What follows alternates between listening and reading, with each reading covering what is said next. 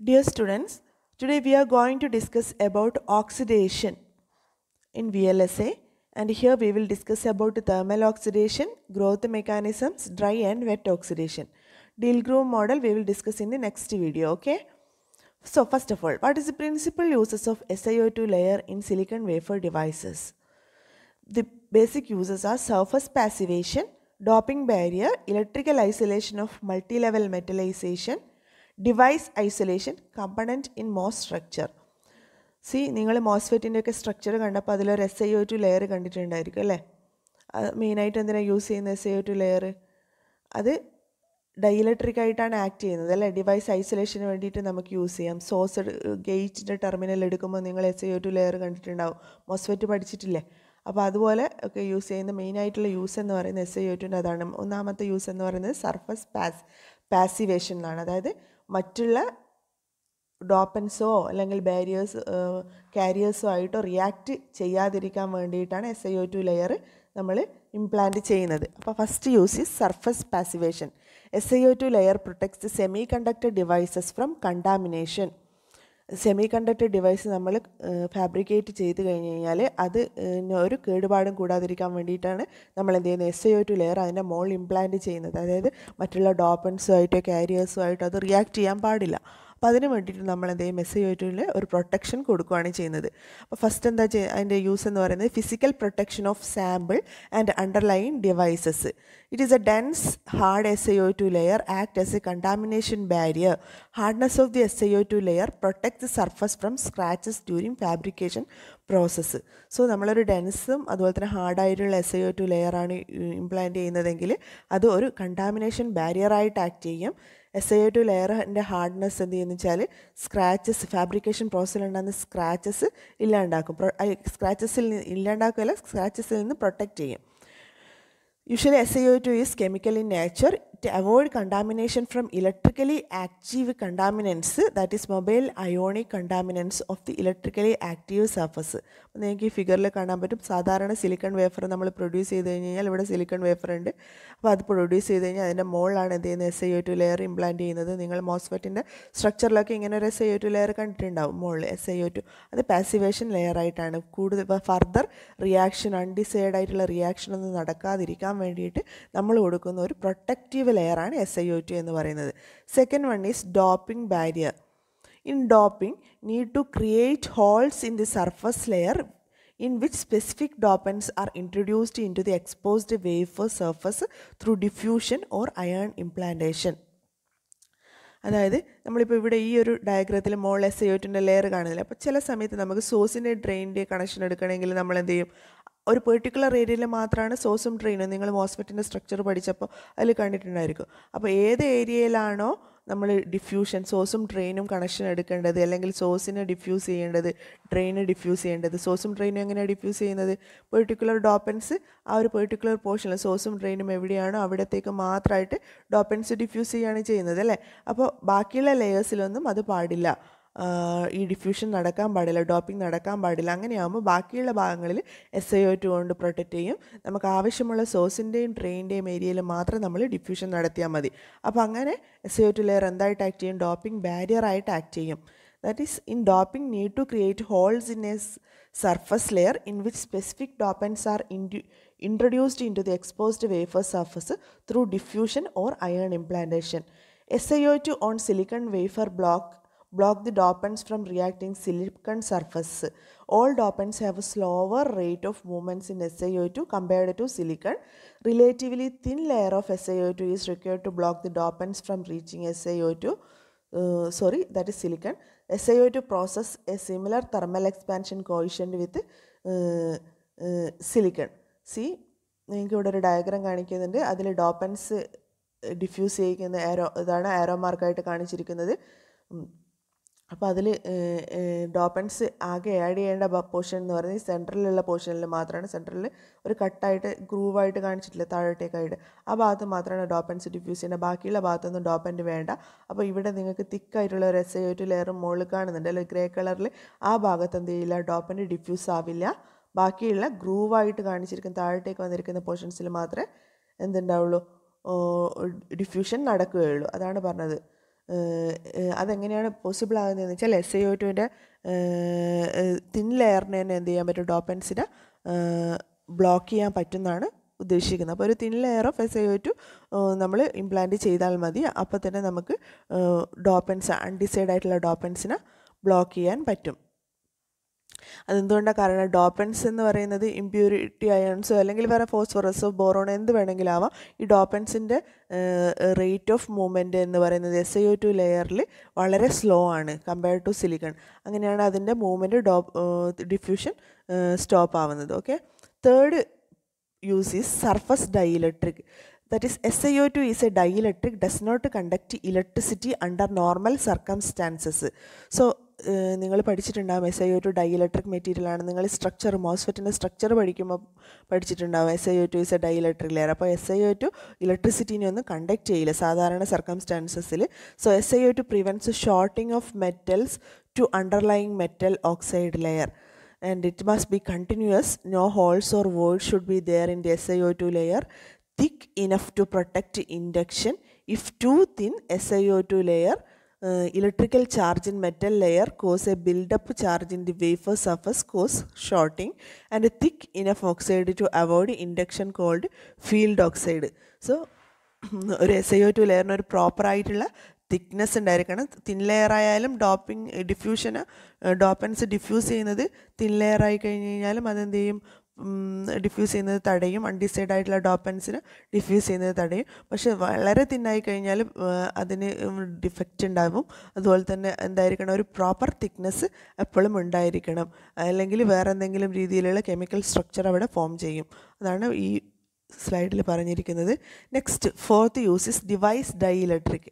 In most applications grow thin layer of SiO2 in the gate region and oxide function as dielectric in which the thickness is chosen specifically to allow induction of a charge in the gate region under the oxide. And thermally grown oxides is also used as dielectric layer in capacitors. And also between silicon wafer and conduction layer. Most ആപ്ലിക്കേഷൻ്റെ കേസിലാണെങ്കിൽ നമ്മളൊരു thin layer of SiO2 gate റീജിയനിൽ നമ്മൾ implant ചെയ്യുന്നുണ്ട്. കാരണം gate region എന്ന് പറയുന്നത് silicon സബ്സ്ട്രേറ്റിനാണ്. അവിടെ പ്രത്യേകിച്ച് ഡോപ്പൻസ് ഒന്നും ആഡ് ചെയ്യേണ്ട. സോഴ്സും ഡ്രെയിനുമാണ് നമ്മൾ ഡോപ്പൻസ് ആഡ് ചെയ്യുന്ന പോർഷൻ എന്ന് പറയുന്നത് മോസ്ഫെറ്റിൻ്റെ സ്ട്രക്ചറിൽ. അപ്പോൾ നമ്മൾ ഗേറ്റ് റീജിയൻ്റെ മുകളിൽ എന്ത് ചെയ്തൊരു തിൻ SiO2 ലെയറാണ് ഇംപ്ലാന്റ് ചെയ്യുക. ആ ലെയർ തന്നെ ഡോപ്പൻസിൻ്റെ ഡിഫ്യൂഷനെ തടയും. അതുപോലെ തന്നെ ഓക്സൈഡ് ലെയർ എന്തായിട്ട് ആക്ട് ചെയ്യുന്ന ഡൈഇലക്ട്രിക് ആക്ട് ചെയ്യും. അങ്ങനെയുള്ള തിന്നായിട്ടുള്ള ലെയർ എന്ന് വെച്ചാൽ ഫർദർ ചാർജൊന്നും അവിടെ ഇൻഡ്യൂസ് ചെയ്യാതെ ഗേറ്റ് സ്ട്രക്ചറിൻ്റെ മുകളിലാണെങ്കിൽ thin layer oxide SiO2 layer മാത്രം മതി. അത് ഫർദർ ചാർജ് അവിടെ ഇൻഡ്യൂസ് ചെയ്യാതെ അത് പ്രൊട്ടക്റ്റ് ചെയ്യുന്നുണ്ട് SiO2 ലെയർ എന്ന് പറയുന്നത്. ഓക്കെ. അപ്പോൾ ഇതാണ് നിങ്ങൾക്ക് ഈ ഡയഗ്രാം കാണാൻ പറ്റും. അവിടെ സിലിക്കൺ വേഫറാണ് കാണിച്ചിരിക്കുന്നത്. അപ്പോൾ അതിൻ്റെ മുകളിൽ SiO2 ലെയർ കാണിക്കുന്നുണ്ട്. SiO2 ലെയർ തന്നെ ഒരു ബ്രൗൺ കളറിൽ കാണിച്ചിട്ടുണ്ട്. അപ്പോൾ അതിൽ തന്നെ രണ്ട് പോർഷൻസിൽ ഒരു ഗ്രൂവ് പോലെ കാണിച്ചിട്ടുണ്ട്. ആ ഗ്രൂവ് എന്ന് പറയുന്നത് സോഴ്സിൻ്റെ ഡ്രെയിനിൻ്റെ കണക്ഷൻ എടുക്കാൻ വേണ്ടിയിട്ടാണ്. പിന്നെ നമുക്ക് കണക്ഷന് വേണ്ടിയിട്ട് നമ്മൾ എന്ത് ചെയ്യും, ഡയറക്റ്റ് ഒരു ഗ്രൂവ് കട്ട് ചെയ്തിട്ട് അവിടുന്ന് സോഴ്സും ഡ്രെയിനും കണക്ഷൻ എടുക്കാൻ പറ്റില്ല. അവിടെ ഉണ്ടായിരിക്കണം മെറ്റാലിക് സർഫസ് ഉണ്ടായിരിക്കണം. അതാണ് മെറ്റൽ ലെയർ അവിടെ കാണിച്ചിട്ടുള്ളത്. അതാണ് സോഴ്സിൻ്റെയും ഡ്രെയിനിൻ്റെയും മെറ്റൽ കണക്ഷൻ. ഇനി ഗേറ്റിൻ്റെ സ്ട്രക്ചർ നോക്കുകയാണെങ്കിൽ ഈ സെക്കൻഡ് ഫിഗറിൽ നിങ്ങൾക്ക് കാണാൻ പറ്റും ഗേറ്റിൻ്റെ സ്ട്രക്ചർ. അപ്പോൾ ഗേറ്റിൻ്റെ സ്ട്രക്ചറിൻ്റെ അടുക്ക് ഒരു ഗ്രൂവ് കട്ട് ചെയ്തിട്ടുണ്ട്. അവിടെ പ്രത്യേകിച്ചിട്ടൊന്നും ചെയ്യേണ്ട ആവശ്യമില്ല, ഡോപ്പിംഗ് ഒന്നും ചെയ്യേണ്ട കാര്യമില്ല. അപ്പോൾ തേർഡ് ഫിഗറിലെന്ന് വെച്ചാൽ സോഴ്സും ഡ്രെയിനും സെപ്പറേറ്റ് ആയിട്ട് കാണിച്ചിട്ടുണ്ട്. ഗേറ്റിൻ്റെ എടുക്കാൻ വേണ്ടിയിട്ടുള്ള മെറ്റൽ കണക്ഷനും അവിടെ കാണിച്ചിട്ടുണ്ട്. Okay. Next is device oxide thickness. Different ഡിവൈസിൻ്റെ ഓക്സൈഡ് തിക്നെസ് ആണ് ഇവിടെ കാണിച്ചിട്ടുള്ളത്. Most applications of the semiconductors are dependent on their oxide thickness. Silicon dioxide തിക്നെസ്സും അതുപോലെ തന്നെ ആപ്ലിക്കേഷൻ ടണലിംഗ് ഗേറ്റ്സിൻ്റെ കേസിലാണെങ്കിൽ ജസ്റ്റ് നിങ്ങൾ അറിയാൻ വേണ്ടിയിട്ടാണ് എത്രത്തോളം silicon dioxide thickness 60 to 100 ആണ് തിക്നെസ് വരുന്നത്. പിന്നെ എ എന്ന് കാണിച്ചിരിക്കുന്ന ആംസ്ട്രോങ് ആണ്. ഗേറ്റ് ഓക്സൈഡും കപ്പാസിറ്റർ ഡൈ ഇലക്ട്രിക്കിൻ്റെ കേസിലൊക്കെ ആണെങ്കിൽ തിക്നെസ് 150 to 500 ആംസ്ട്രോങ് ആണ്. ലോ കോസ്റ്റ് പാഡ് ഓക്സൈഡിൻ്റെ കേസിലാണെങ്കിൽ ലോക്കൽ ഓക്സൈഡ് സെമി കണ്ടക്ടർ സിലിക്കണിൻ്റെ കേസിലാണെങ്കിൽ 200 to 500 ആംസ്ട്രോങ്. അതുപോലെ തന്നെ മാസ്കിങ് ഓക്സൈഡ്, അതുപോലെ പ്രൊട്ടക്ട് ചെയ്യാൻ വേണ്ടിയിട്ട് ഉണ്ടാക്കുന്ന ഓക്സൈഡാണ് മാസ്കിങ് ഓക്സൈഡ്സ്. അത് സർഫസ് പാസിവേഷനൊക്കെ വേണ്ടിയിട്ട് 2000 to 5000 ആംസ്ട്രോങ് ഉണ്ടായിരിക്കണം. ഫീൽഡ് ഓക്സൈഡ്സിൻ്റെ കേസിലാണെങ്കിൽ 3000 to 10,000 ആംസ്ട്രോങ് വരെ തിക്നെസ് ഉണ്ടായിരിക്കും.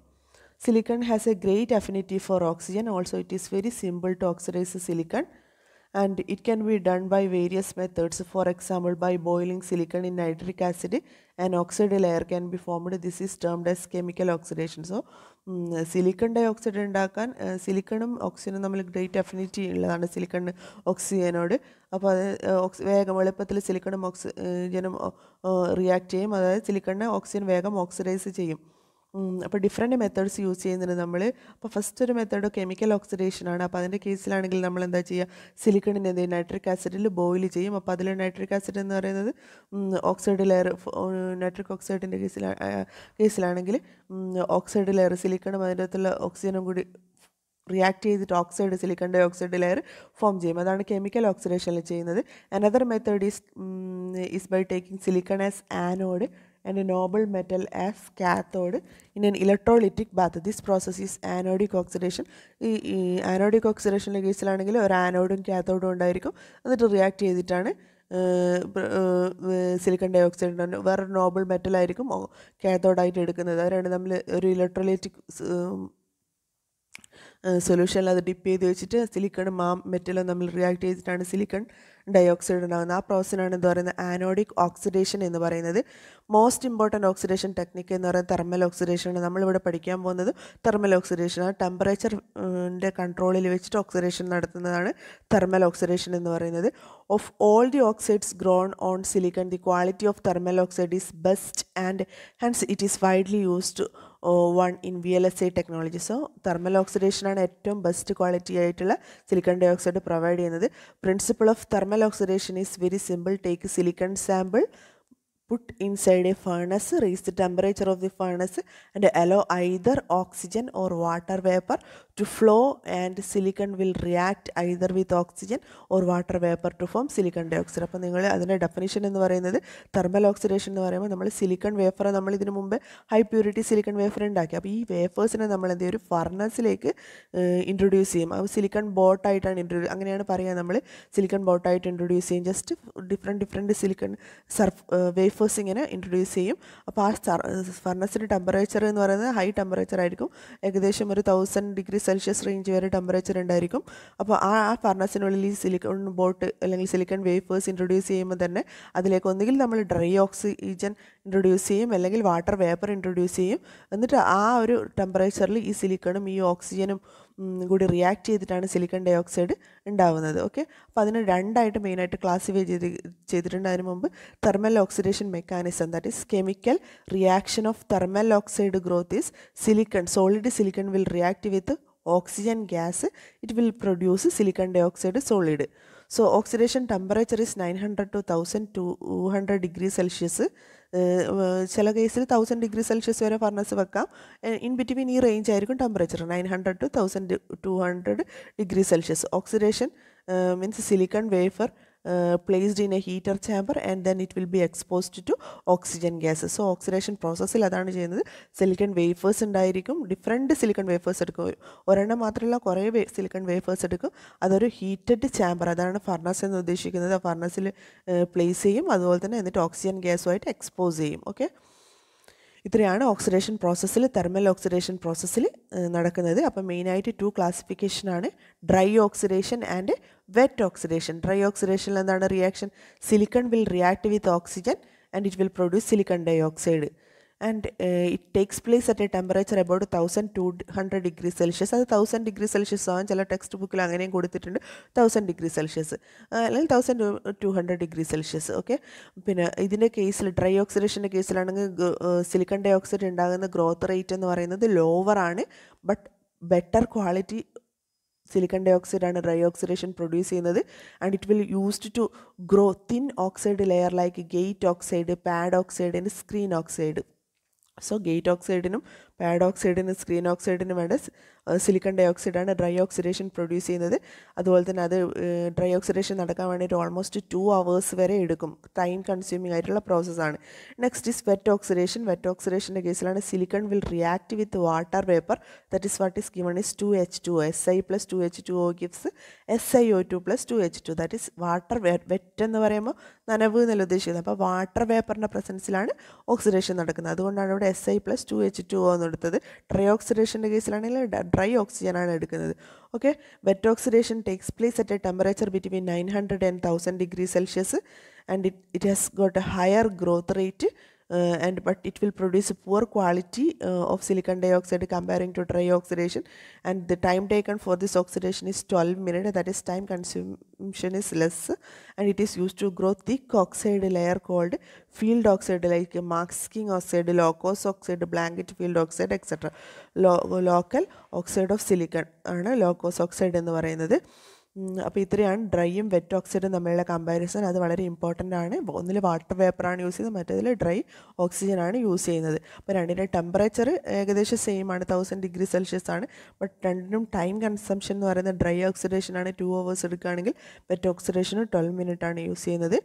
ഡ്രൈ ഓക്സിഡേഷൻ ബെറ്റർ ക്വാളിറ്റി ആയിട്ടുള്ള സിലിക്കൺ ഡൈ ഓക്സൈഡാണ് പ്രൊഡ്യൂസ് ചെയ്യുന്നത്. പക്ഷേ wet oxidation poor quality silicon ഡൈ ഓക്സൈഡാണ് പ്രൊഡ്യൂസ് ചെയ്യുന്നതാണ് അതിൻ്റെ കമ്പാരിസൺ എന്ന് പറയുന്നത്.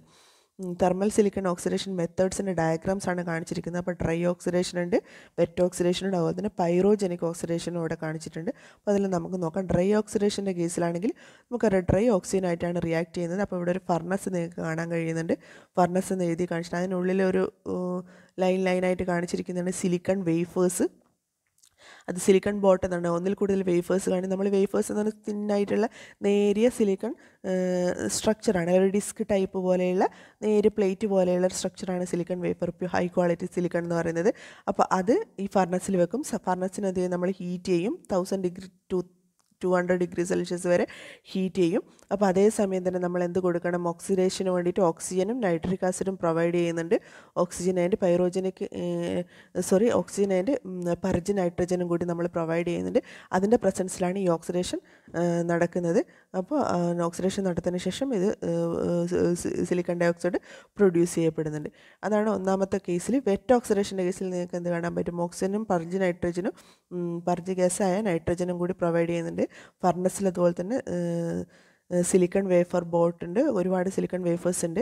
അപ്പോൾ അതിൽ എന്താണ് ഡിഫറൻസ് എന്ന് പറയുന്നത്?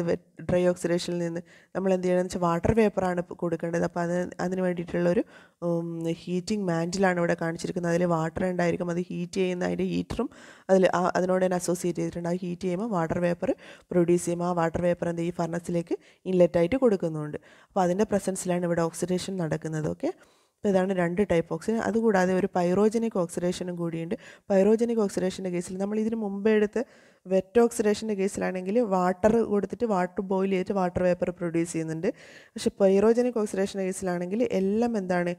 ഗ്യാസാണ് നമ്മൾ കൊടുക്കുന്നത്. ഓക്സിജനും ഗ്യാസാണ്, ഹൈഡ്രജനും ഗ്യാസാണ്. അപ്പോൾ എന്നിട്ടാണ് അത് വെച്ചിട്ടാണ് നമ്മൾ എന്ത് ചെയ്യുന്നത്? ഓക്സിഡേഷൻ നടത്തുന്നത്. അപ്പോൾ ഫർണസ് ഇവിടെയുണ്ട്. ഫർണസിൽ സിലിക്കൺ വേഫേഴ്സ് ഉണ്ട്. Oxygen, nitrogen and hydrogen gas are provided to the furnace and it will react to form silicon dioxide. So ഇത്രയാണ് ഇതിൻ്റെ ഡയഗ്രാം എന്ന് പറയുന്നത്. എക്സാമിന് അപ്പോൾ ഈ ഡയഗ്രാം കൂടി വരച്ചിട്ട് വേണം നിങ്ങൾ എക്സ്പ്ലെയിൻ ചെയ്യാൻ ഡിഫറെൻറ്റ് ഓക്സിഡേഷൻ മെത്തേഡ്സിൽ. ഇതിൽ just a 3 tube horizontal furnace with multizone temperature കൺട്രോളിൻ്റെ ഡയഗ്രാം കാണിച്ചാണ്. ഇത്രയും വലിയൊരു സെറ്റപ്പ് ആയിരിക്കും ഇതിന് വേണ്ടിയിട്ടുണ്ടാവുക. സിലിക്കൺ ഡയോക്സൈഡ് പ്രൊഡക്ഷന് വേണ്ടിയിട്ട് വെർട്ടിക്കൽ ഫർണസും കാണിച്ചിട്ടുണ്ട്. ജസ്റ്റ് നിങ്ങൾ കാണാൻ വേണ്ടി കൊടുത്തതേ ഉള്ളൂ. Next is basic oxidation process. Basic oxidation പ്രോസസ്സിൽ എന്തൊക്കെയാണുള്ളത് നിങ്ങൾ നോക്കുക. സിലിക്കൺ വേഫർ ഉണ്ടെന്ന് വിചാരിക്കും. നമ്മുടെ സിലിക്കൺ കാണിച്ചിട്ടുണ്ട് ഇവിടെ. അപ്പോൾ അത് ഓക്സിജൻ ഗ്യാസുമായിട്ട് പ്രവർത്തിക്കുന്ന അല്ലെങ്കിൽ വാട്ടർ വേപ്പറായിട്ട് പ്രവർത്തിക്കുമ്പോൾ റിയാക്ട് ചെയ്യുന്ന സമയത്ത് 55% ഓക്സിജൻ എന്ത് ചെയ്യും, 45% സിലിക്കണുമായിട്ട് റിയാക്ട് ചെയ്യും. ഇത് എളുപ്പത്തിൽ റിയാക്ട് ചെയ്യും, കാരണം ഹൈലി റിയാക്റ്റീവ് ആയിരിക്കും. സിലിക്കണിന് ഓക്സിജനായിട്ട് നല്ല അഫിനിറ്റി ഉള്ളത് കൊണ്ട് തന്നെ എളുപ്പത്തിൽ സിലിക്കണും ഓക്സിജനും റിയാക്ട് ചെയ്യാം. അതാണ് സിലിക്കൺ പ്ലസ് ഓക്സിജൻ ഗീസ് സിലിക്കൺ ഡൈ ഓക്സൈഡ്. അതാണ് ഇവിടെ കാണിച്ചിരിക്കുന്നത്. അല്ലെങ്കിൽ സിലിക്കൺ എന്ത് ചെയ്യാം, വാട്ടർ വേപ്പറായിട്ട് റിയാക്ട് ചെയ്യാം. അപ്പോൾ സിലിക്കൺ ഡൈ ഓക്സൈഡും 2H2O ഉണ്ടാവും. അപ്പോൾ ഇവിടെ ഡിഫ്യൂഷനാണ് കാണിച്ചിരിക്കുന്നത്.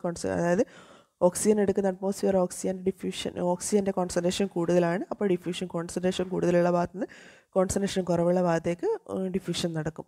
അങ്ങനെയാണ് SiO2 ലെയർ ഉണ്ടാവുന്നത്. ഓക്കെ.